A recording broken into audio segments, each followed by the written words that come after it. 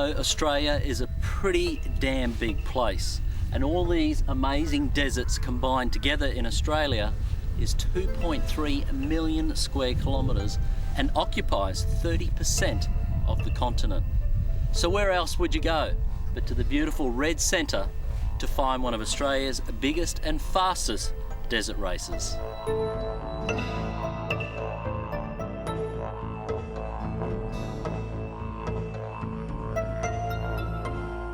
This is Peter Kittle's Kittle Buggy.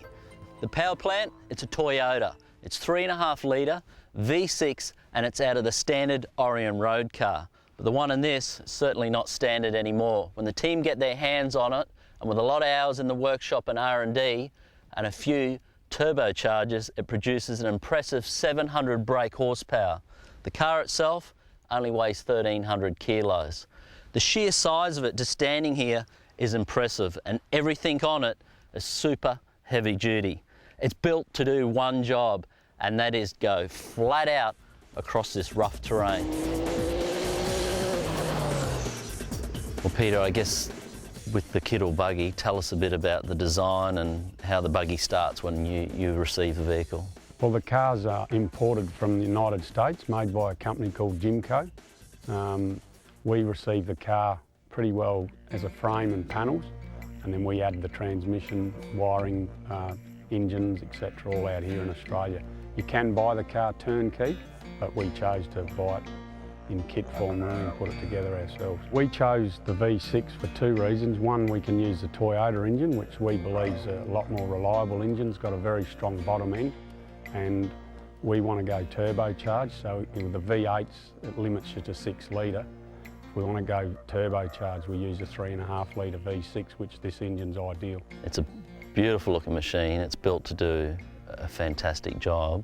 What I don't understand is why the owner doesn't want to be in it right now. The owner does want to be in it right now, but we have Dave Fellows that drives the car, who's really good, one of the best drivers in Australia in this class, and the honest truth is the owner's not fast enough and game enough anymore, so that's it.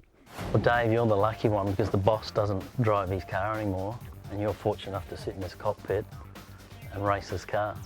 Yeah, I guess I'm the envy of a lot of off-road racing drivers, but yeah, very, very fortunate that Pete's put me in the driver's seat of this vehicle. Give me a bit of a tour of your cockpit, obviously pretty basic for this style of racing, but still a bit to know. There is a little bit to know, not a lot, but to start with, we run a main master switch like most race cars, so in the event of emergency, just flick that off and it'll shut all power, make it safe. We run a 6-speed inline sequential gearbox, so as you can see there's a gear display there, so you won't get confused with what gear you're at. We also run a turning brake when you come into corners. If you get into a little bit of trouble or it's pushing, you can push it to the left or the right to lock each other wheel. Other than that, she's pretty easy to drive. Before I drive the buggy, I really wanted to give you an idea and appreciate how difficult this Fink race is. We're on the track right now, and we're in the team's 200 series Land Cruiser, a vehicle that is really built for outback conditions. Going through some whoops here, and I'm barely doing 30 kilometres an hour, and as you can see, the car is all over the place. The track is rough.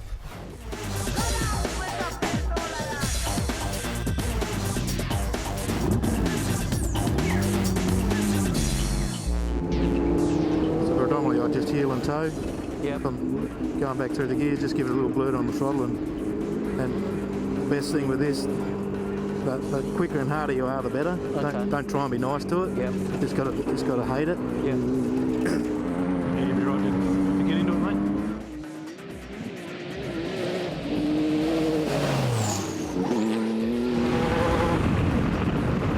Amazing, that pitch. Yeah, pitch is good.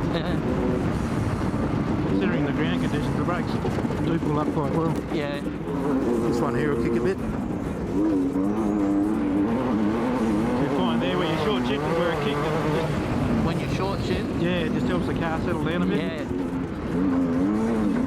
It's those kickers coming off the berms, isn't it? Yeah.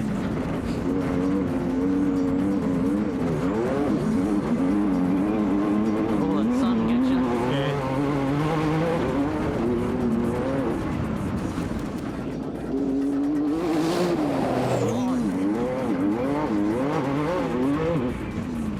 often there. If you just use a bit more throttle control instead of holding it down.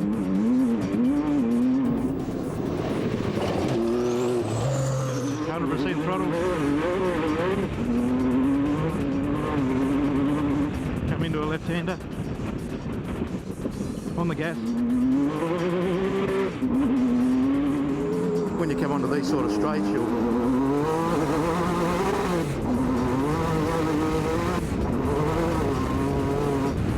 so it gets a little bit skatey.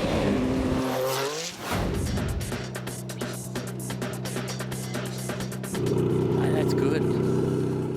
Next week, Alice Springs is really going to come alive when the Fink Desert Race hits town. Some 525 motorcycles and 80 plus buggies are going to roar along this Fink track from Alice Springs to Fink, some 235 kilometres each way.